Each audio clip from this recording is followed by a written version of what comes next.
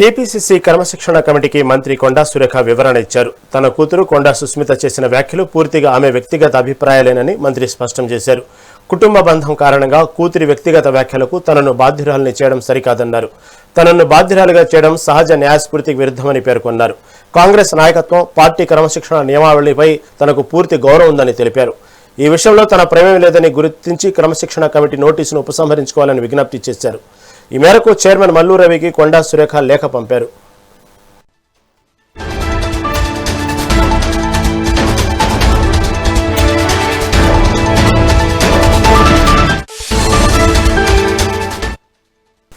మంత్రి కొండా సురేఖ జన్మదినం సందర్భంగా తన కూతురు సుస్మిత సంచలన వ్యాఖ్యలు చేశారు. పరకాల నుంచి ఎమ్మెల్యే అభ్యర్థిగా పోటీ చేస్తానని ప్రకటించారు. ఒకవేళ కాంగ్రెస్ టికెట్ ఇవ్వకపోయినా ఇండిపెండెంట్ గానైనా పోటీ చేస్తామన్నారు. రేవంత్ రెడ్డి ముఖ్యమంత్రి కాగానే కళ్ళు నెత్తికెక్కాయా అని హాట్ కామెంట్స్ చేశారు. తెలంగాణకు సీఎం పొంగులేటి శ్రీనివాసరెడ్డి రేవంత్ రెడ్డి అర్థం కావడం లేదన్నారు. కాంగ్రెస్లో అచ్చమైన కాంగ్రెస్కు పచ్చ కాంగ్రెస్కు మధ్య పోటీ నడుస్తుందన్నారు. రేవూరి ప్రకాష్ రెడ్డికి రేవంత్ పరకాల టికెట్ ఎలా ప్రకటిస్తారని నిలదీశారు. దమ్ముంటే రేవూరి చేత రాజీనామా చేయించి ఇప్పుడే ఎన్నికలకు రావాలని సవాల్ విసిరారు.